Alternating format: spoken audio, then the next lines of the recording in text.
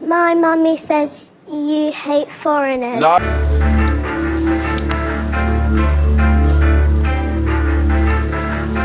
In the last 5 years, our country has fought through the most challenging times since the Second World War. As I stand here as your Prime Minister, I can't help but reflect on my first proper introduction to you was just over 2 years ago.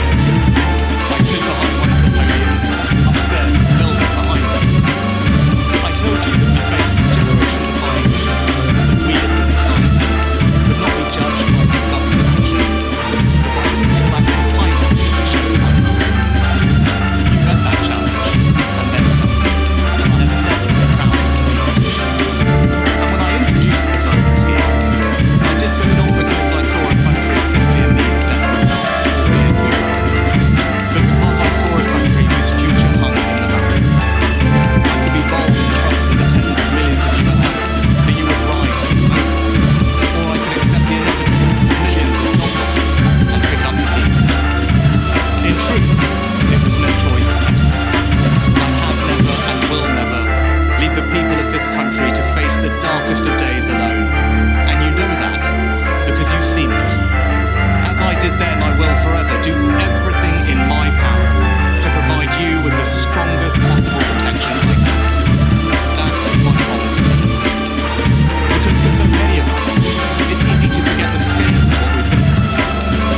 We were hit by a pandemic that upended our life. Who would have thought that the government would ever tell us how many times a day we could be harmed?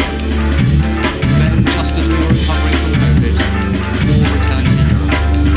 Putin's invasion of Ukraine sending your energy bills spiraling. I came to office above all to restore economic stability. Economic stability is the bedrock of any future success. Whether that is rising wages in good jobs, investment in our public services, or the defence of the country. And because of our collective sacrifice and your hard work, we have reached 2 major milestones in delivering that stability, showing that when we work together, anything is possible. Our economy is now growing faster than anyone predicted, outpacing Germany, France, and the United States. And this morning it was confirmed that inflation is back to normal.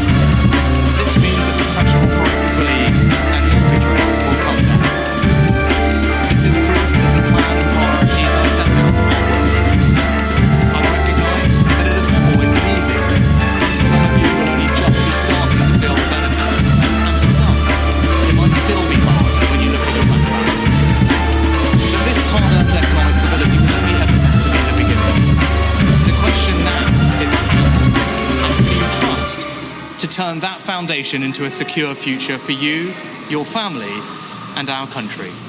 Now is the moment for Britain to choose its future. To decide whether we want to build on the progress we have made or risk going back to square one with no plan and no certainty. Earlier today, I spoke with His Majesty the King to request the dissolution of Parliament. The King has granted this request, and we will have a general election on the 4th of July.